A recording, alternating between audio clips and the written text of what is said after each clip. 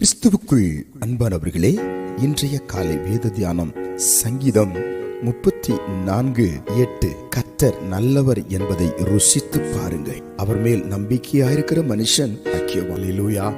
கர்த்தர் நல்லவர் என்பதை நம்முடைய வாழ்க்கையிலே ருசிக்க புரிந்து கொள்ள வேண்டும், உணர வேண்டுமா? ஒரு வாழைப்பழத்தை சாப்பிட்டால்தான் அந்த ருசி நமக்கு தெரியும். அதுபோல கர்த்தருடைய அன்பை நாம் உட்கொள்ளும் பொழுது, வேத வசனங்களை உட்கொள்ளும் பொழுது, வாக்கு தத்தங்களை உட்கொள்ளும் பொழுது, ஆண்டவராகிய இயேசு கிறிஸ்து கல்வாரி சிலுவையிலே நமக்காய் செய்த தியாகத்தை உட்கொள்ளும் பொழுது நமக்கு தெரியும், அவர் நல்லவர், என் வாழ்க்கையிலே நல்லவர், என் குடும்பத்துக்கு நல்லவர், என் ஊழியத்துக்கு நல்லவர், என் பிள்ளைகளுக்கு நல்லவர், என் தேசத்துக்கு நல்லவர் என்பதை நாம் கண்டு கொள்ள முடியும். அல்லேலூயா.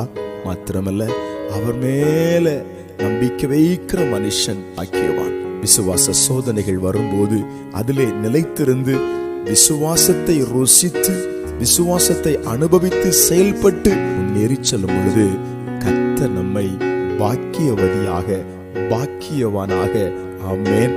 இந்த நாள் முழுவதும் ஒரு பாக்கியம் உங்கள் மேல் இறங்கிக் கொண்டே இருக்கிறது. கர்த்தருடைய கிருபை உங்கள் மேல் இறங்கிக் கொண்டே இருக்கிறது. நிச்சயமாய் அவர் நல்லவர் என்று சொல்லி அவரை துதித்து அவர் நாமத்தை உயர்த்துங்கள். பாக்கியம் பரலோகத்திலிருந்து உங்களை நோக்கி கடந்து வரும். ஜெபிப்போமா? எங்கள் அன்பின் ஆண்டவரே, எங்கள் வாழ்க்கையை ஆசீர்வதிக்கிறவரே, உம்மை ருசிக்கும்படி இப்பொழுதும் நாங்கள் ஒன்று கூட எங்களை தருகிறோம் ஐயா.